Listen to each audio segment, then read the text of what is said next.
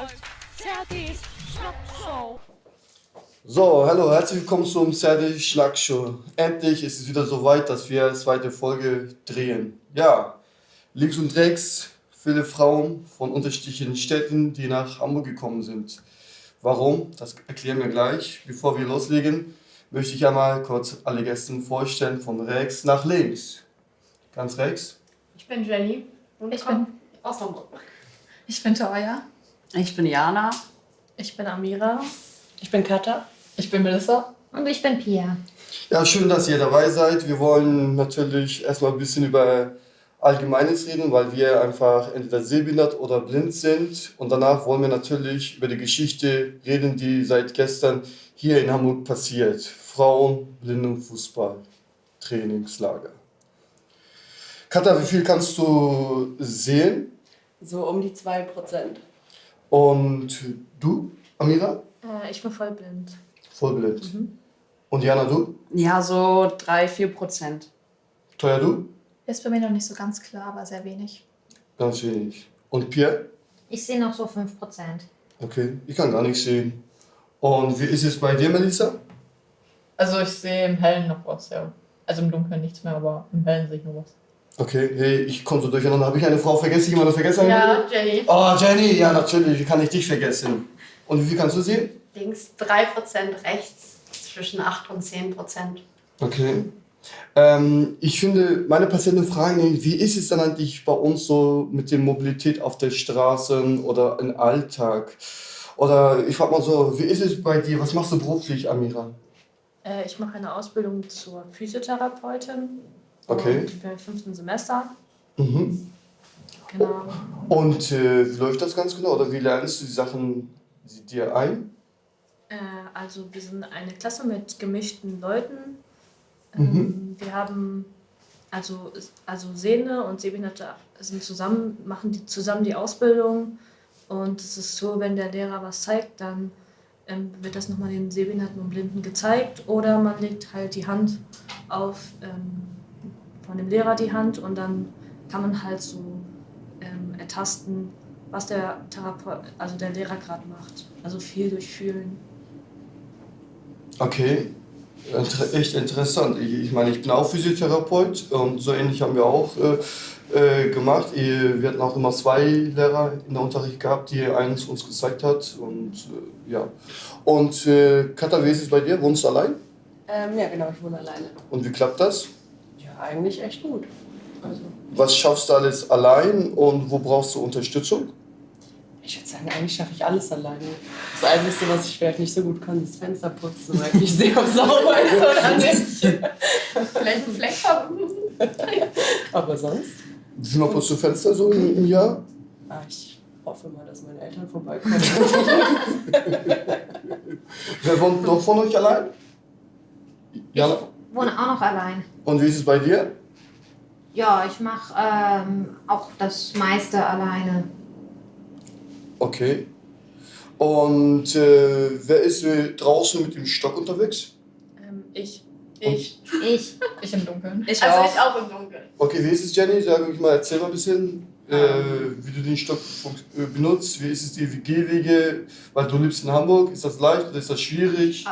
Bei manchen Gehwegen ist das schon echt blöd, weil man über viele, also kleine Stolperfallen fliegen könnte ohne Stock, und der Stock verheddert sich sehr oft in Kannstein oder so. Aber es ist eine sehr große Hilfe, dass man halt nicht gegen Laternen oder Büschen läuft im Dunkeln. Was ich gerne tue. Gibt es auf der großen Städten, was euch tierisch nervt? Die Ampeln haben zwar die Geräusche, aber die meisten Ampeln haben eigentlich meistens immer den gleichen Geräusche, habe ich das Gefühl. Und die Fahrradfahrer, dass die nie klingeln. Nicht klingeln.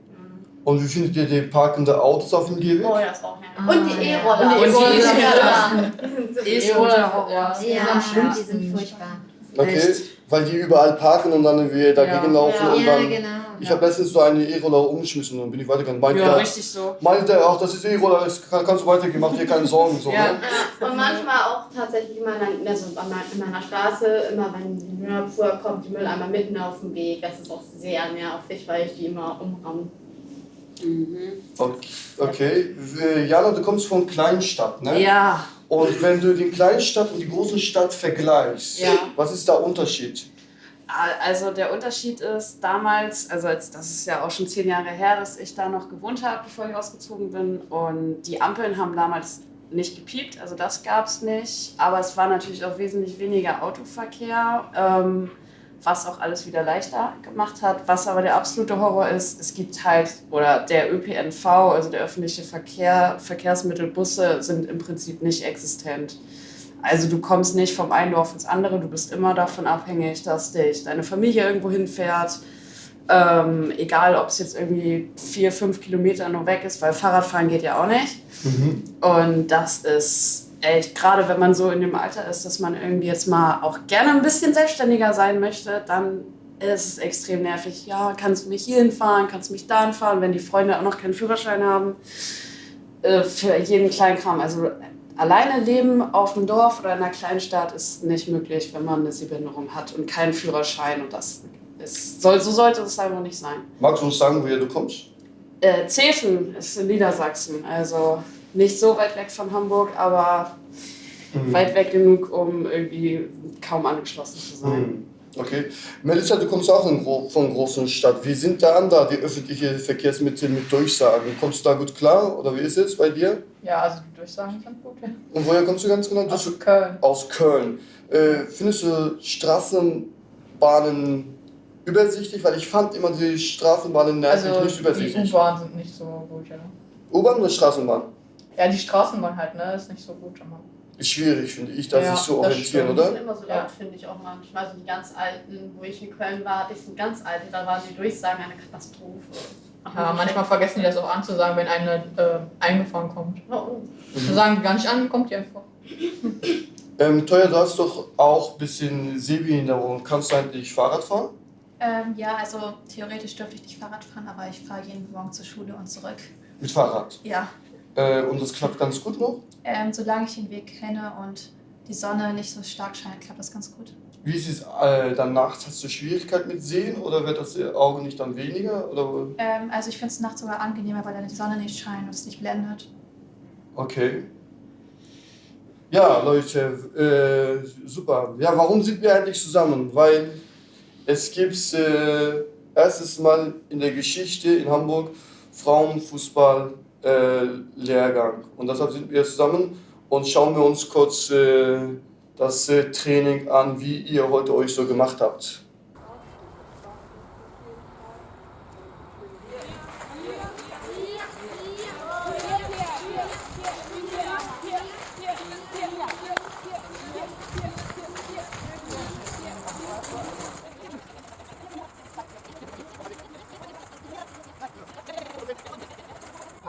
Pack. Es geht ja darum, den Ball zu lenken, zu transportieren, immer ausweichen zu können. Und deswegen ist es manchmal ganz gut, wenn man im Gehen den Ball ganz lange mit dem schwebenden Fuß dran klebt. Meine Richtung? Ja? Ja, okay, das ist die Seite, die ist klar.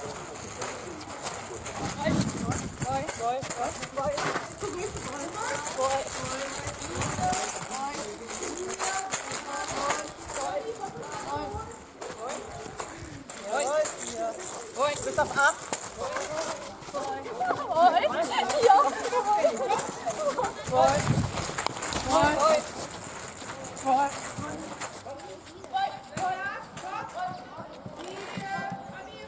Und schieß! Ja! Und jetzt schieß! Ja! Super! Linker Fuß! 10, 8, 6 und 3. Ja! Super!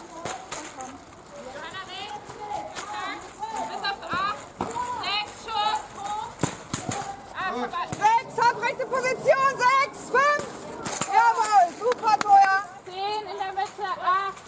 Schuss. 6 Schuss. Yeah. Tor. Ja, richtig schön. Tor. Boy. Verlust.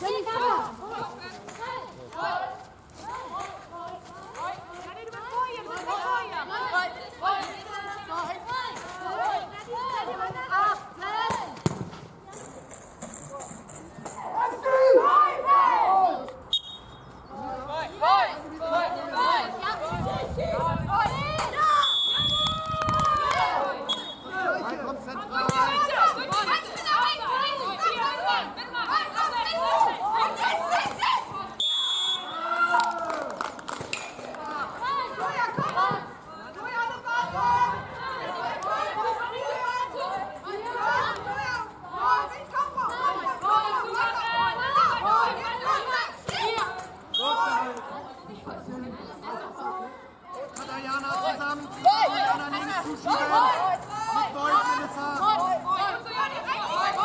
Genau, stört sie weiter.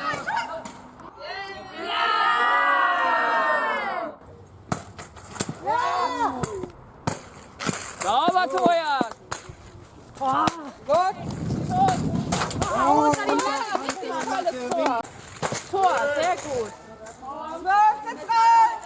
Komm rein. Winkel und 5-4, jetzt. Jawohl.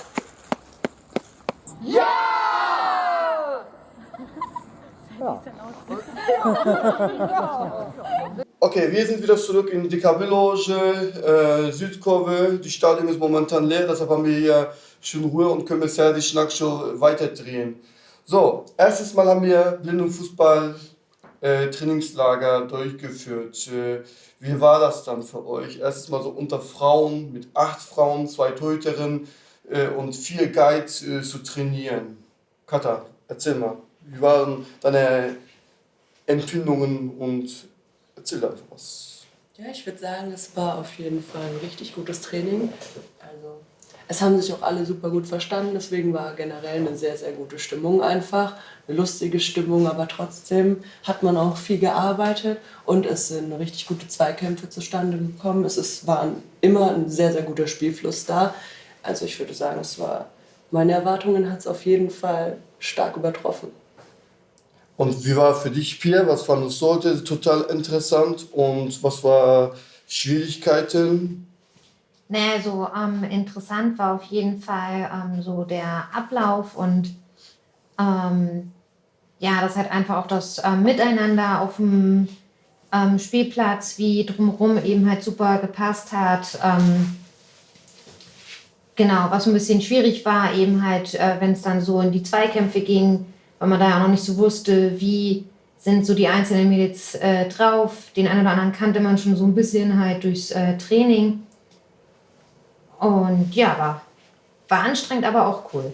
Aber man sieht, ihr seid noch nicht fertig, ihr habt noch Energie, das ist gut. Für die Schlagshow habt ihr noch Energie, das ist herrlich. Jana, kannst du uns kurz erzählen, wie du zu Blindenfußball gekommen bist und warum du dann noch so motiviert bist, wie du auf uns gekommen bist? Ich bin tatsächlich, habe ich ganz lange nicht gewusst, dass es das gibt. Dann hat mir meine Mama dein Tor des Monats gezeigt. Von, ich weiß nicht, 2019 oder so. 18. 2018, natürlich, wollte ich testen. Und da habe ich erstmal überhaupt mitbekommen, dass es das gibt. Dann habe ich mich ein bisschen informiert, habe irgendwie Videos auf YouTube geguckt, was es so von Spielen, aber auch wo es so ein bisschen erklärt wurde. Und habe irgendwann gedacht, so jetzt probierst du es mal und mich getraut. Und habe den Trainer angeschrieben, Wolf Schmidt, und bin dann zum Training gekommen. Und fand es einfach so gut und es hat mir so einen Spaß gemacht und ich wurde so unglaublich nett und warmherzig aufgenommen und irgendwie... Vom Wolf? Von allen. Von allen, wirklich, vom gesamten Team und allen Spielern und Spielerinnen. Und dann habe ich gesagt, das mache ich auf jeden Fall weiter und es hat einfach richtig Spaß gemacht. Und dann bin ich immer noch hier. Toja, du trainierst schon bei uns seit langem, du machst auch in der Liga Training mit und zusätzlich machst du auch heute erst mal bei der Frauentraining. Kannst du uns einmal kurz die Unterschiede erzählen? Also, ich habe noch nie so mit so vielen Frauen gespielt und die Männer spielen einfach nicht, ich würde nicht sagen nicht härter, sondern ist einfach ein Rücksichtsloser. Ja, nicht rücksichtslos, Nein, aber das nicht. ganze Gefühl, diese ganze Stimmung ist einfach viel anders und ist nicht besser und nicht schlechter. Es ist einfach ein großer Unterschied und es bringt einfach übelst Spaß. Okay. Und Jenny, du kommst von Leichtathletik und auf einmal bist du jetzt in Blindenfußball. Was ist deine Motivation?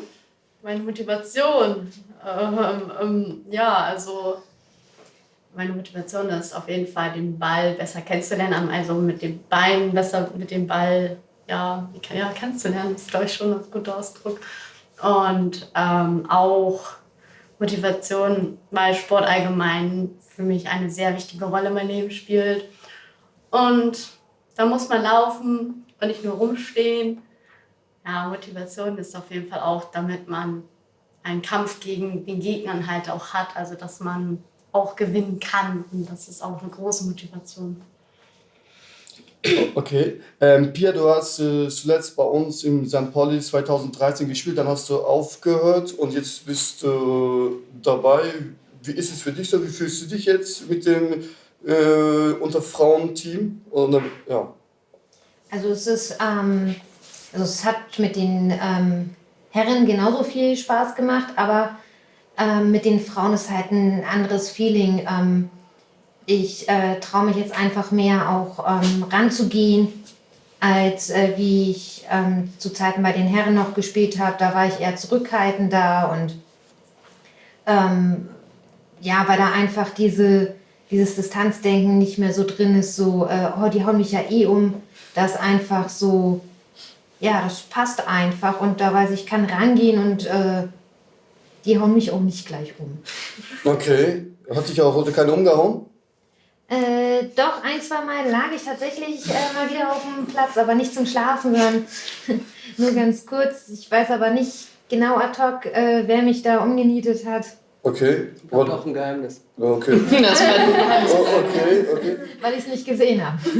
Komisch. Melissa, wie ist es denn eigentlich bei dir? Wie wichtig ist das, dass in Zukunft solche Lehrgänge noch zustande kommt unter Frauen? Es ist schon wichtig, damit man halt enger zusammenwächst und mehr Spielpraxis zusammensammelt. Okay. Gemeinsam. Amira, du spielst bei Dortmund, ne? Genau, beim BVB. Und wenn du jetzt eure und jetzigen Training vergleichst, was ist der Unterschied? Der Unterschied ist dadurch, dass wir so viele Frauen sind, dass wir auf demselben Stand sind, also auch körperlich und auch halt spielerisch. Und dadurch macht das viel mehr Spaß. Also ja, das ist so der Hauptunterschied. Okay, interessant. Gibt es eigentlich in unserem Sport, was ihr sagt, das muss eigentlich unbedingt passieren? Will jemand das sowas antworten? Okay, wenn ihr da... Oder hat jemand was? Inwieweit meinst du das? So, für Blindenfußball generell, was ihr sagt hier, das fehlt uns noch. Und das muss unbedingt da weitergemacht werden, wie Frauenlehrgang und so weiter. Entschuldigung. Ja, macht. Ja, gutes Stichwort. Auf jeden Fall mehr Frauenlehrgänge, finde ich. Damit halt der Zusammenwachs auch nochmal viel besser ist und die Spielpraxis auch nochmal besser wird. Und vielleicht auch, wenn man besser eingegroovt ist und die einen oder anderen auch vielleicht ein bisschen besser mit dem Ball noch klarkommen, vielleicht auch so gegen anderen Vereine spielt und so. Da würde ich tatsächlich direkt einhaken, also zustimmend einhaken, weil wenn man bedenkt, dass wir jetzt quasi der erste Frauenlehrgang auch im Erwachsenenalter sind, wenn ich das richtig im Kopf habe, und jetzt St. Pauli mit dem Aufbau des Frauenteams ja einer der ersten Vereine ist, der das macht, man einfach bedenken sollte, dass es einfach viel mehr Vereine geben sollte in Deutschland. Es gibt ja schon genug Blindenfußballvereine. Genug noch nicht, nehme ich zurück. Geht noch viel, viel mehr. Aber es gibt genug Fußballvereine und da einfach mal zu gucken, wer hat Bock, weil es gibt genug Frauen, die Lust hätten, die das nicht kennen, die sich vielleicht nicht trauen, die sagen, ey, hier nur mit denen, die schon in der Bundesliga spielen und nur mit den Jungs, so will ich nicht starten. Ich muss ja erstmal irgendwo anfangen. Und dass die Vereine mal sagen, ey, wer hat Bock, wir pushen das, wir fördern das. Und das Schönste wäre natürlich, wenn es irgendwann eine Bundesliga gibt, wo noch viel mehr Frauen spielen und nicht irgendwie jedes Team hat eine Frau, so ungefähr.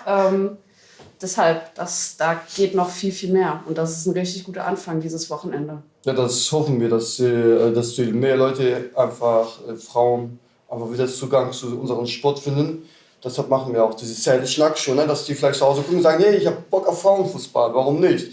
Melissa, was nimmst du mit nach Köln? Inwiefern? Blindenfußball.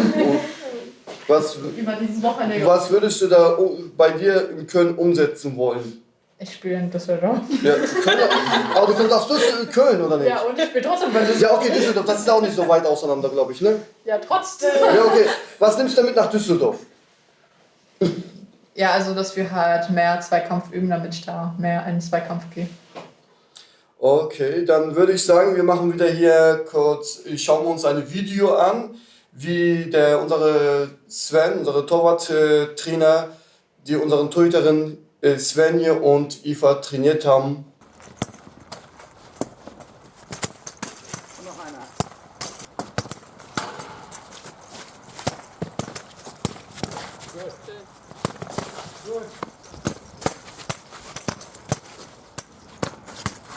Gut. Ja! Kannst ein bisschen präziser werfen, wenn du versuchst, näher ans Ohr ranzukommen mit dem Arm. Und noch ein kleiner Tipp. Ja. Zu weit. Kannst mit der anderen Hand aufs Ziel zeigen. Ja. Dann hast du ein besseres Gleichgewicht und eine bessere Zielorientierung eigentlich. Okay. Probier einfach mal aus. Ja. Ja.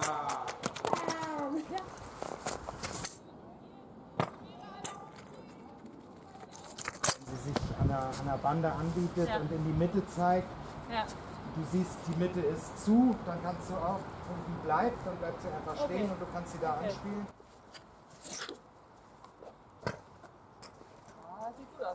Sieht gut aus. Damn!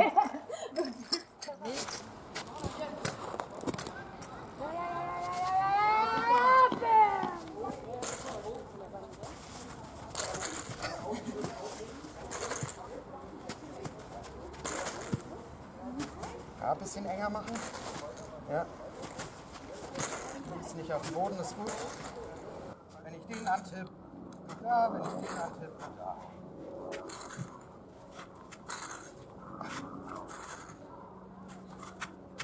Das ist ein bisschen groß. Gut. Vielen Dank. So, zurück wieder zur DKB-Loge. Wir machen weiter. Unser Kreis hat sich erweitert ganz. Rechts außen ist die Miri, hi. Hi, alles gut bei dir? Alles bestens. Und ganz links außen ist unser Cheftrainer, Der liebe Wolf. der liebe Wolf, den wir leben. Ohne ihn geht's gar nicht. Miriam, kannst du uns kurz erzählen, wie du zu Blindenfußball gekommen bist und was ist deine Motivation, was du heute so erlebt hast und für Zukunft mitnimmst? Also ich kenne Blindenfußball schon sehr lange, aber mitgemacht habe ich noch nie bis jetzt letzten Monat. Ich habe das online gesehen, dass jetzt ein Damenteam bei St. Pauli aufgebaut wird und dass da auch Guides und Assistentinnen gesucht werden. Und dann dachte ich mir, melde ich mich mal bei dem Wolf und frage, ob ich irgendwie dabei sein kann. Und jetzt bin ich das seit einem Monat oder so und es macht einfach furchtbar viel Spaß. Ja.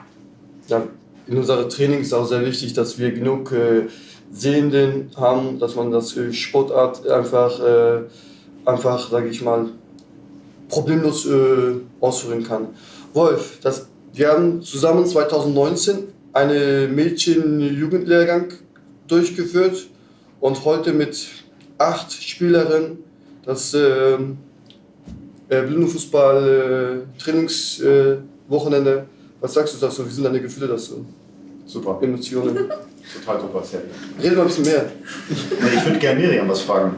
Ja, frag. Weil Miriam spielt ja bei den dritten Frauenfußball. Ja. Und jetzt bist du sozusagen mit der Erfahrung Frauenfußball sehend in ein Blindenfußballteam reingekommen. Mhm. Und da würde mich interessieren, was ist da vergleichbar, was ist anders, was ist irgendwie...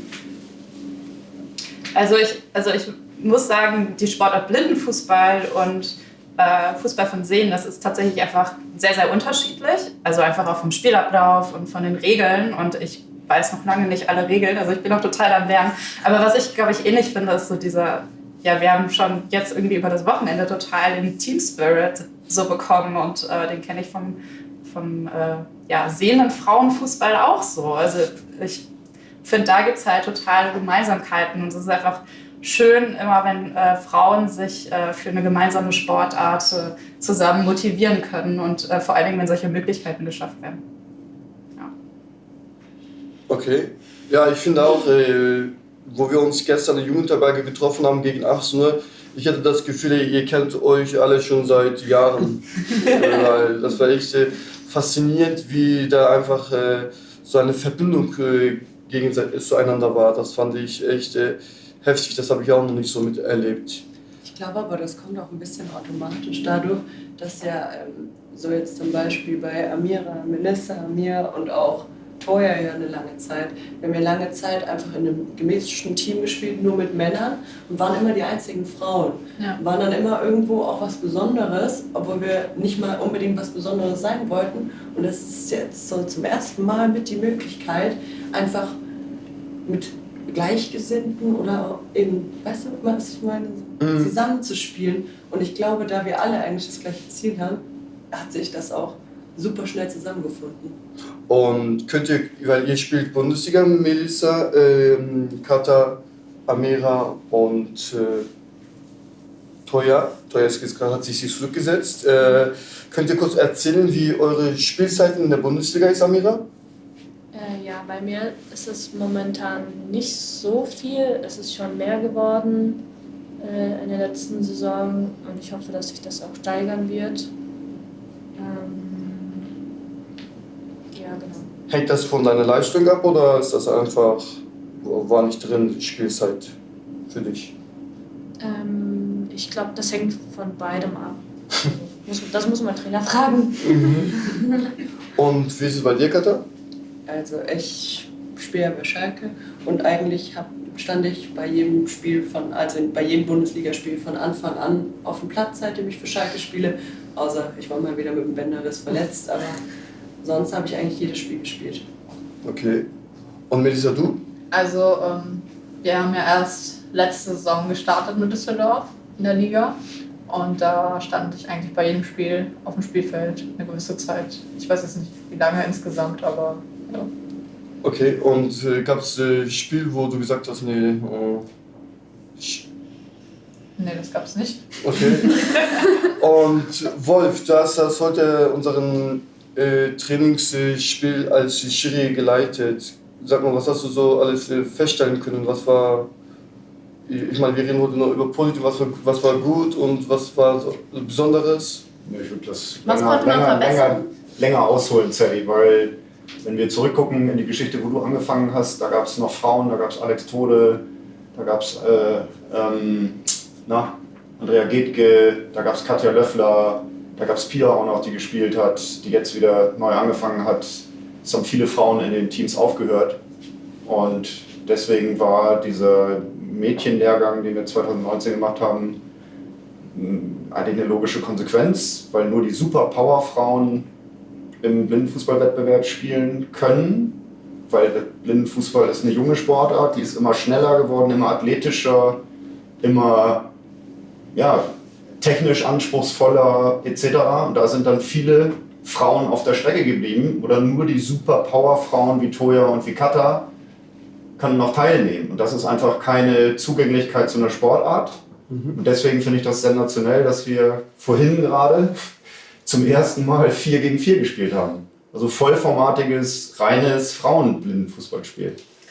Und das war, finde ich, sensationelles Erlebnis. Also das war toll und das zeigt einfach, dass da wirklich Bedarf ist. Und wenn man jetzt anguckt, welche von den Spielerinnen, ich weiß nicht, Hanna, hast du Vereinssport vorher mal gemacht? Nee. Du kommst zum ersten Mal zum Sport. Also jetzt zum organisierten Vereinssport mit Blindenfußball. Ja, ich habe in meiner Jugend, Grundschulalter bis irgendwie 5., 6. Klasse habe ich Leichtathletik gemacht, aber nicht mit sonderlich viel Euphorie oder Enthusiasmus. Also das ist das erste Mal, dass ich so richtig voll dabei und mit allem drum und dran.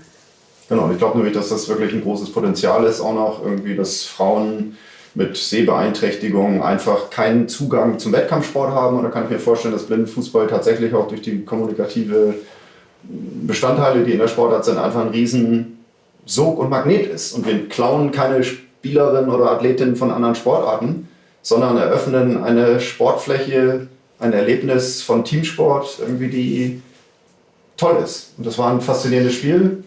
Also es war toll, ganz nah bei euch dran zu sein. Sally, jetzt beantworte ich auch endlich deine Fragen.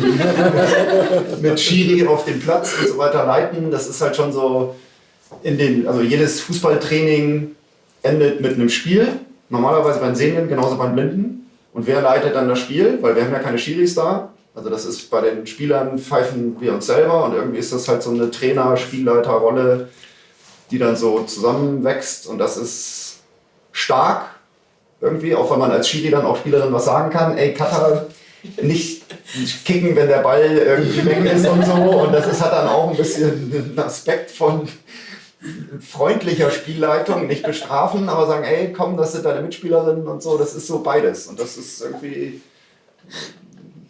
Das ist gut, also ich finde das gut. Das macht mehr Spaß, als Trainer, Schiedsrichter eine Spielerin anzusprechen, als irgendwie bestrafend zu agieren, sondern weil man will ja, dass das Spiel toller wird und besser wird und für alle gut ist. Mhm. Ja, ich fand das, nee, alles gut. Ich fand das Spiel auch, das war echt einfach sehr schönes Spiel. Ich war echt so fasziniert, wo ich gesagt habe, das kann weitergehen und das hat echt richtigen Appetit gemacht, muss ich sagen. Einfach euch zuzuschauen, wie ihr euch die Pässe spielt. Und das war einfach klasse. Warum wir uns eigentlich diese Wochenende getroffen haben, wir haben eigentlich ein Ziel im Juni. Vielleicht, Katja, magst du gerne erzählen, was das Ziel ist im Juni? Im Juni würde tatsächlich die erste Frauenblindenfußball-Europameisterschaft in Italien stattfinden. Und das wäre natürlich ein super Ziel, wenn man da auch ein deutsches Team hinschicken könnte und einfach wirklich bei sozusagen der ersten Europameisterschaft dabei sein könnte. Okay, und Wolf, wie wichtig ist denn diese Europameisterschaft für Deutschland dabei zu sein? Das ist eine gute Frage, weil eigentlich muss man sich das genau vornehmen und sagen, was gibt es denn eigentlich in Deutschland für Blindenfußballerinnen für einen Wettbewerb? Und die Europameisterschaft ist der allererste Wettbewerb, der gespielt wird. Und da kannst du sagen, hey, eine Europameisterschaft ist wichtig. Ich finde wichtig, dass man einfach an dem ersten Anlass, wo ein Wettbewerbsereignis stattfindet, auch mit einem wettbewerbsfähigen Team spielt. Weil wir haben Toja und Kata in der Liga, die in ihren Vereinen sehr wichtige Rollen spielen. Und wir haben 4 Feldspielerinnen. Damit ist die Hälfte eines Teams schon aus sehr leistungsstarken Spielerinnen bestückt. Und wir haben viele, viele Spielerinnen, die sofort ehrgeizig trainieren. Also ich weiß nur, dass Johanna, Jana und sonst wie, also es gab bei den Männern keine Spieler, die nach 3 Monaten, nach 3 Wochen gefragt haben wir noch mehr als Dienstag und Freitag Training? Können wir nicht noch ein weiteres Training machen? So, das ist irgendwie, das zeigt doch, dass da ein sportlicher Ehrgeiz ist, dass da ein Spaß drin ist. Und ich finde, die Frage ist voll berechtigt zu sagen, muss es gleich die Europameisterschaft sein? Nee, müsste es nicht, aber es gibt im Moment nichts anderes, sondern das ist der Wettbewerb, an dem wir teilnehmen können. Und das haben wir auch gestern irgendwie als schöne Losung formuliert. Es geht ums Gewinnen, um Erfahrungen, um Erlebnisse, um Spaß, aber auch um Zweikämpfe, um Wettkampfwerte, um andere Teams zu erleben. Und das ist die Chance, die wir jetzt haben, weil im Juni diese EM gespielt wird. Und dann hängt dann natürlich auch davon ab, wenn man der Erste oder Zweite wird, kann man sich für die Weltmeisterschaft qualifizieren. Und das war noch bis vor kurzem, war es nicht klar, dass wir uns da qualifizieren müssen dafür. Weil Birmingham, die WM 2023, stand noch als frei zugänglich im Raum und ist es jetzt in wenigen Monaten nicht mehr. Also das heißt, es ist auch eine Chance, international mit Frauenblindenfußball von Anfang an dabei zu sein. Okay, krass, ja, finde ich auch, weil es beginnt 2024, ne? Ja, aber vor allem halt auch über das Europäische dann vielleicht irgendwann hinauszukommen. Also ich meine, wir sind da in Europa halt mal wieder ein bisschen hinterher, was Frauenblindfußball angeht. Wenn man sich dann ja so Länder wie Argentinien und Brasilien anguckt, wo es 28 Frauenteams gibt, die haben 3 Ligen allein für Frauenblindenfußball. Denen ihre Nationalmannschaften sind auch wirklich krass und für die ist das ganz normal. Als ich da Spielerinnen kennengelernt habe, haben das überhaupt nicht verstanden, warum wir gemischt spielen oder so, weil das bei denen ganz normal ist, dass genug Frauen und dass genug Männer da sind. Und ich finde dann, auch dann mal auf solche Mannschaften treffen zu können überhaupt, ist auch cool. Okay. Ja, das ist, ja, die sind ja immer voraus, die sind auch mit dem normalen Fußball voraus, für Männerblindenfußball auch voraus, einfach, die einfach da früher die Wert hingelegt haben. Ne? Was mich interessiert, stellt euch vor, es wird gesagt, okay, wir nehmen in der Europameisterschaft teil. Habt ihr eigentlich dann alle Zeit? Ich würde da eine Runde machen von Miriam einfach auch anfangen. Würde mich interessieren, ob ihr dann echt auch den Zeit, diese 10 Tage Zeit nimmt. Würde mich interessieren. Ja, ich würde mir die nehmen. Aber jeder hat noch ein bisschen anders, ja? Und Jenny, du? Ich würde es mir schon auf jeden Fall nehmen wollen und auch versuchen, wenn mein Ausbilder das erlaubt oder nicht erlaubt, trotzdem dazu, ihn zu überreden, dass ich dabei sein kann. Ja, also soweit ich es ermöglichen kann, würde ich das auf jeden Fall machen. Das hängt natürlich immer vom Arbeitgeber ab. Wir sind ja keine hochbezahlten Profis, die einfach sagen, ja, ne, ich mache nur Fußball, sondern wir arbeiten alle oder studieren oder gehen zur Schule und machen das hier quasi in unserer Freizeit noch nebenbei obendrauf und hopp. Aber auf jeden Fall würde ich alles geben, dabei zu sein. Amira? Auf jeden Fall. Okay. Und Sarah, du? Ja, auf jeden Fall. Mein Arbeitgeber wäre auch begeistert. Wie schnell fließt weiter? Melissa? Also wenn mein Arbeitgeber das zulässt, dann ja. Okay, und Pia, du? Ja klar, also wenn das machbar ist, auf jeden Fall. Warum nicht? Ja, ich denke auch die Arbeitgeber, die zuhören, die werden natürlich uns alle freistellen und mit Jubel freuen, dass wir zum EM fahren. Wolf, wie ist es denn eigentlich, zur EM zu fahren? Fehlt uns was? Was brauchen wir eigentlich? Unterstützung? Die Zustimmung vom Arbeitgeber habe ich gerade gehört. Ja, stimmt. Was brauchen wir noch? Geld, das ist wichtig. Ja, das ist halt, Ein Sponsor. Es ist schwierig, Sadie. Das ist so ein bisschen ähnlich, als wir noch eine Spielgemeinschaft mit Dortmund hatten. Da haben wir schon gefragt, da war Amira noch nicht dabei, ne? Als St. Pauli mit Dortmund gespielt hat. Jetzt stehen wir hier wieder einträchtig beieinander, finde ich super. Da haben wir irgendwann gemerkt, dass es besser ist, unser eigenes Team zu entwickeln. Und du hast dann gesagt, dass die kleinen Junioren, Rasmus, Jonathan, Hippo und so weiter und so fort, Ludwig etc., dass wir die alle reinschmeißen können, Paul. So, und das war ein Wagnis. Da haben wir gesagt, wir haben kein Problem damit, Letzter zu werden. Und haben über Jahre dann tatsächlich ein Team entwickelt, was jetzt zuletzt 4-mal im Finale gespielt hat. Das heißt, das war ein langer Weg. Und wenn wir uns den zutrauen und sagen, wir fahren dahin, auch wenn wir da irgendwie eher Lehrgeld bezahlen, dann finde ich, ist das eine gute Voraussetzung. Die Hürde ist natürlich, dass es ein riesenhohes Startgeld gibt, was eigentlich am 10. März abgedrückt werden muss, irgendwie, um das Hotel zu bezahlen da für 9 Nächte. Also das ist eine Summe, die da von zwischen 25.000 und 30.000 Euro im Raum steht. So, und das ist einfach eine Riesenhürde. Und da muss man sagen, das kann man auch nicht mal eben irgendwie aus der kleinen Portemonnaie-Tasche rausziehen. Also ich habe es nicht stecken. Ich nicht? Nee, das ist ja die echt nicht. Doch, frag meinen Arbeitgeber, der muss mich besser bezahlen.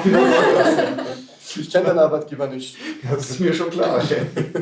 Das ist auch schwer. Das ist, naja, auf alle Fälle finde ich, sollte das jemand hören und sagen, ey, die haben eine Chance verdient, irgendwie das Geld müssen wir zusammenholen, weil auch dann tatsächlich der Deutsche Behindertensportbund, die für uns als Verband zuständig sind, sagen, ja, Männer, Blindenfußball ist eine paralympische Sportart, die können wir fördern, aber Frauen-Blindenfußball gibt es noch nicht im paralympischen Kanon. Und dadurch können wir für euch nichts tun. Dadurch sind wir auf uns selber gestellt und müssen quasi diese Pionierarbeit machen, die eigentlich selbstverständlich ist, und Geschlechtergerechtigkeit etc., Gender Mainstreaming sind Begriffe, die sind sowas von ausdekliniert, dass man sich einfach wundern kann, dass ein Sportverband noch sagen kann, nö, ist vom Bundesinnenministerium nicht vorgesehen, dass es Frauenblindfußball gibt. Und das ist eine Hürde und müssen wir gucken, aber die Sportart als solche und das, was wir jetzt gemacht haben, das ist da, das lebt weiter. Ob wir es dann schaffen, zur EM zu fahren, das ist ein bisschen der kreativen Finanzarbeit davon abhängig. Und wir spielen trotzdem weiter, weil wir wissen ja schon, dass wir im August in Wien ein Turnier haben, wo dann Vereinsmannschaften zusammenkommen. Und das ist einfach der Hit, finde ich, dass wir einfach wissen, wir haben ein erstes Wettkampfspiel unter uns gemacht. Das war ja, Katha, du hast das so schön gesagt. Irgendwie, das sind aus NRW, deswegen stehen ja auch alle neben Serdi. Das ist so super, Dortmund, Schalke und Düsseldorf. Also Serdi inmitten der NRW-Spieler, die flankiert werden von den St. Pauli-Säulen. Und ich habe zu Katha gesagt, dass es eigentlich ganz schön ist, dass man so diese DFB-Strukturen, diese Regionalstrukturen, es gibt in den Jugendmannschaften, gibt es immer den sogenannten Länderpokal. Und wenn wir mit dem Frauenblindenfußball in Deutschland tatsächlich einen Wettbewerb beginnen können, der so ähnlich ist wie der Länderpokal, und dann sagen wir, okay, in NRW gibt es ein vollständiges Frauenteam, in Hamburg im Bundesland gibt es ein vollständiges Frauenteam, vielleicht gibt es dann auch bald eins in Baden-Württemberg. Und dann kannst du so ein bisschen so innerhalb der Länder spielen und sagen, das ist in Deutschland ein Wettbewerb, der ist von der Basis langsam aufzubauen. Und so gewinnen wir dann an Wettkampferfahrung, an Zugänglichkeit. Und weil ich so lange rede und jetzt mal Schluss machen muss ich jetzt sagen, ich glaube, dass der Frauenblindenfußball etwas schaffen kann, was der Männerblindenfußball nicht geschafft hat, nämlich eine Zugänglichkeit, eine Normalisierung, hey, das kann ich ausprobieren, das kann ich auch, das hat einen anstiftenden Charakter, vielleicht auch für Jungs und für andere Leute, die sich das bis jetzt nicht getraut haben. Und das ist das, was besonders schönes und wertvolles Momentum ist in dem Frauenblindenfußball. Ja, ich finde auch, es darf eigentlich die EM-Teilnahme eigentlich in Deutschland darf nicht wegen Finanzierung scheitern, wenn hier 8 Spieler sagen, nee, wir haben da Lust, wir haben Guides, die sagen, wir haben Lust, wir haben Trainers, die sagen, wir haben Lust. Und wenn das echt wegen der Finanzierung scheitern sollte, ich schäme mich ehrlich. Das lasse ich so stehen, weil eigentlich Deutschland ist ein reiches Land und wenn die Frauen dahin möchten, dann müssen wir alle dafür was tun, dass wir diese EM spielen. Oder Katar? Ja. Oder? Ich glaube, das sehen wir alle so. Ja, alle deiner Meinung. Was mich interessiert, oder wie soll in 3 bis 5 Jahren Blindenfußball Frauen in Deutschland oder generell aussehen?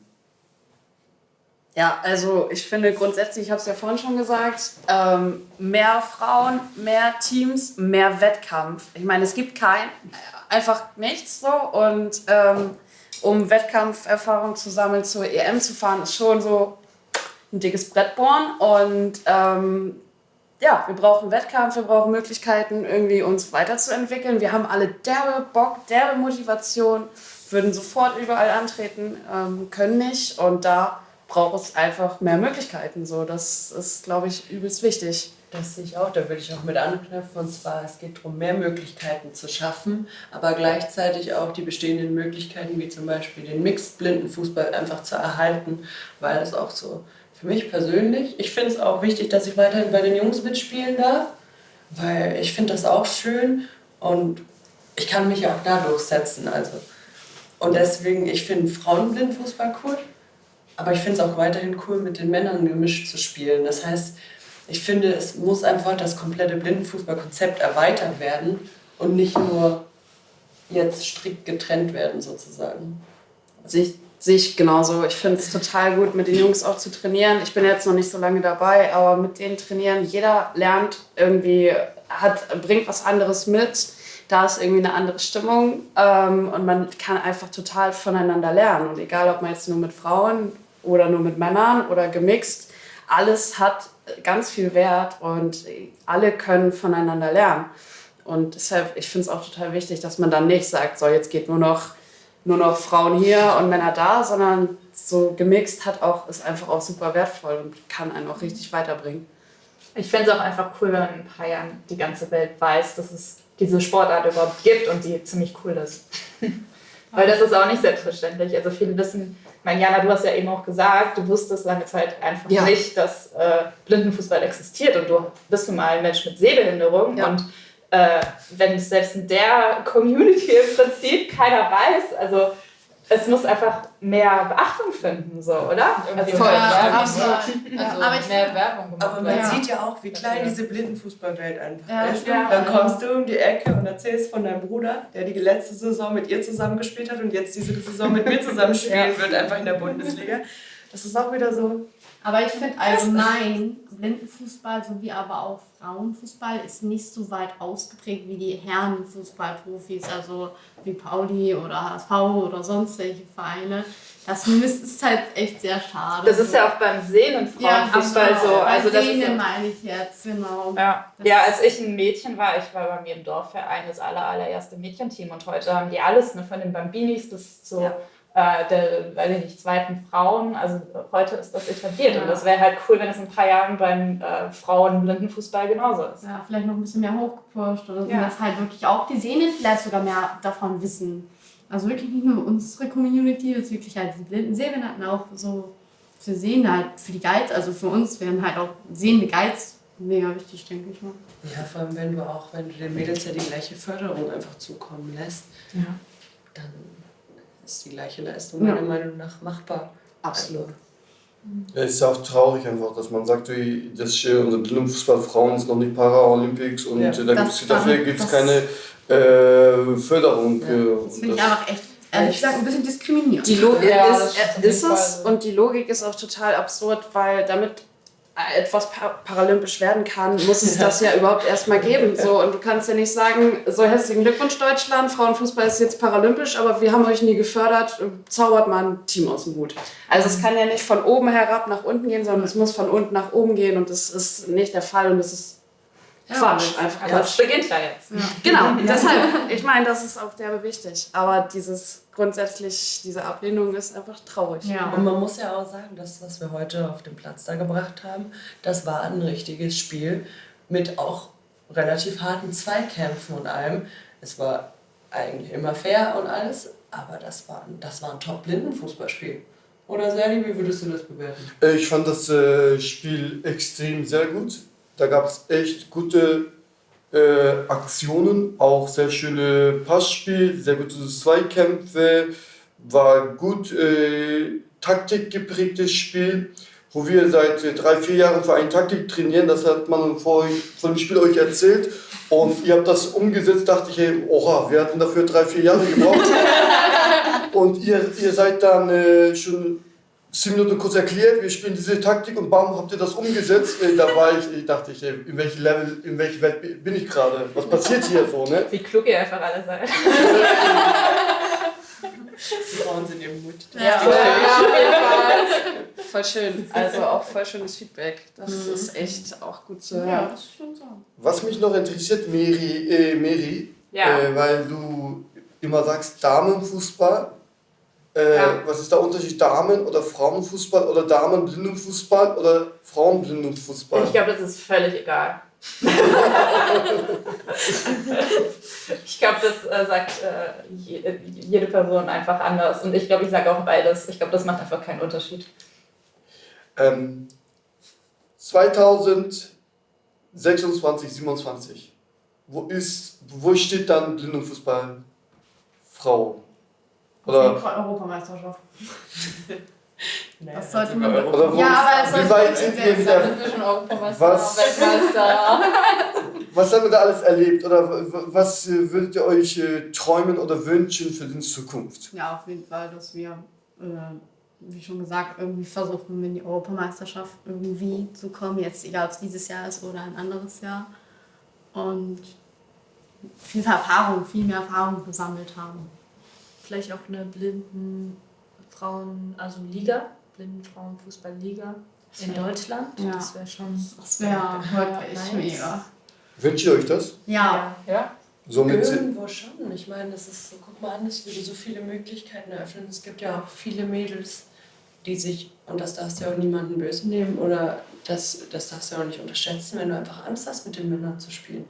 Das ist ja auch so, die Mädels, die jetzt hier sind ja auch alle ein bisschen härter gesonnen, weil sie sich auch trauen, in der Liga zu spielen und alles. Aber du hast ja auch dann noch ganz andere Mädels. Das ist ja so, zum Beispiel bei mir jetzt, ich bin 1,78 groß und jetzt auch nicht so dünn. So, ich habe jetzt nicht so den großen körperlichen Nachteil den Männern gegenüber. Aber die anderen Mädels hier sind alle mindestens einen Kopf kleiner als ich. Und auch ein bisschen schmaler gebaut als Gut, ich. dass ich hinterm Tor stehe. Mit meinen nicht mal 1,60. Aber das ist ja so, die haben dann ja auch schon wieder mir gegenüber einen körperlichen Nachteil, was die Stärke im Zweikampf sozusagen angeht. So, weißt du, dass man die wegschieben kann. Also, und das darfst du aber, finde ich, einfach auch nicht unterschätzen. Und deswegen macht eine Frauenliga auch Sinn, weil da auch, ja, wirklich jede Frau dann spielen könnte. Das stimmt. Und nicht nur, wie Wolf es vorhin ausgedrückt hat, die super taffen einfach. Was würde denn eigentlich Eltern reinreden wegen Sport? Weil ich habe das Gefühl, dass man... Was? Ich hab's akustisch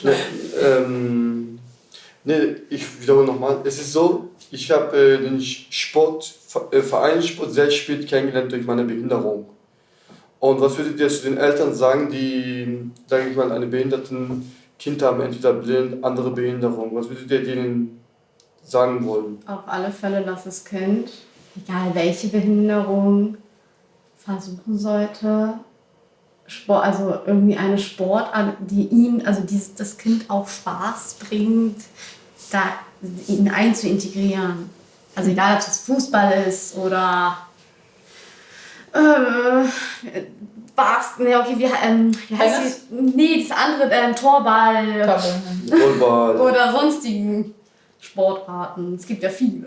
Ich glaube tatsächlich, dass man da auch nochmal den Blick, also klar, Eltern müssen sich informieren, immer, egal worum es geht, aber tatsächlich sehe ich da den viel größeren Schwerpunkt bei Vereinen und überhaupt die Möglichkeiten zu schaffen, weil wir oder die meisten von uns leben gerade in der Stadt. So, klar, hier in Hamburg haben wir tierisch Glück, der FC St. Pauli, Dortmund, Köln, Düsseldorf ist alles so eine Ecke.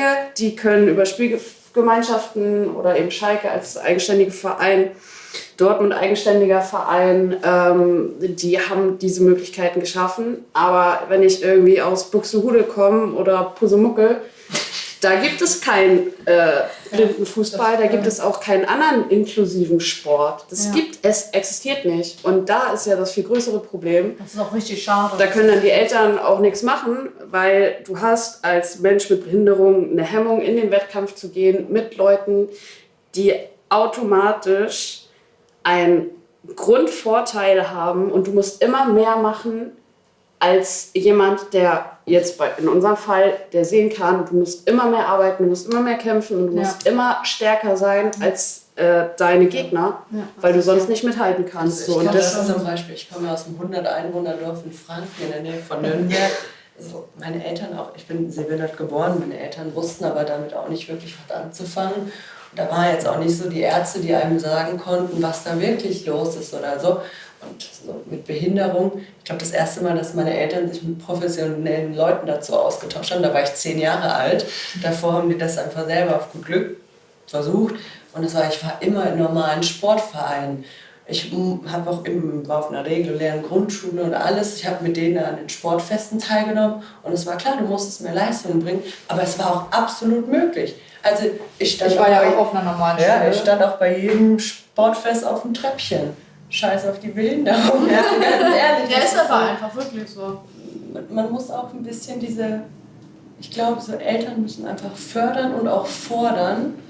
Und ja gut, aber wenn du selber den Ehrgeiz nicht hast, da kannst du Eltern ja nicht viel fördern. Das ist bei mir zum Beispiel auch so. Ich meine, ich habe ja vor Fußball mit Leichtathletik ganz viel gemacht. Da war ich auch schon bei den Special Olympics und so.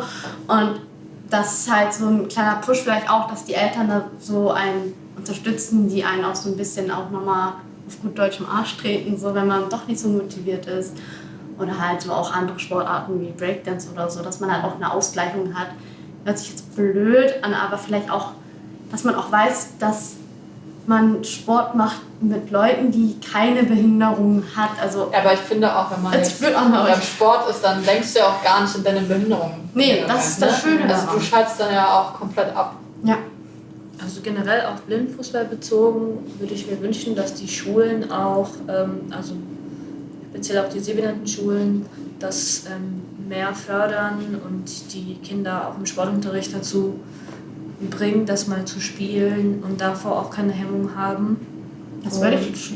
Genau, und dass die Eltern generell vor Blindenfußball, das sieht immer hart aus, aber das ist eigentlich eine super Sportart. Das ist die einzigste Sportart, wo du als Blinder dich komplett frei auf dem Feld bewegen kannst und du lernst dann auch selbstbewusster, auch für den Alltag oder so selbstbewusster zu sein, einfach drauf loszulaufen und du wirst sicherer und du bist frei, du hast Spaß. Und du arbeitest zusammen in einem Team. Ja, ich würde das auch. Ich finde, das wird zurzeit, also es wird noch nicht so stark gefördert, das müsste eigentlich von den Schulen mehr kommen.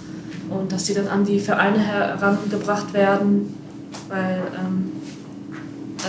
also wenn ich ein blindes Kind hätte, ich würde das direkt zum Blindenfußball schicken. Ich würde das auch nicht nur in Blindenschulen, irgendwie auch mir wünschen, dass die Regelschulen das vielleicht den Sehenden erklären oder vermitteln oder das mit zum Beispiel Wolf Schmidt, also unseren Trainern, irgendwie, dass man das so eine Sportstunde mit den Regelschülern sogar macht. Also, Aber das Hauptproblem ist ja auch, dass es jetzt auf dem Dorf zum Beispiel es ja gar keinen Sport gibt, das ne? nächste. Für Behinderten. Das ist ja das Problem auch, ne? Ja.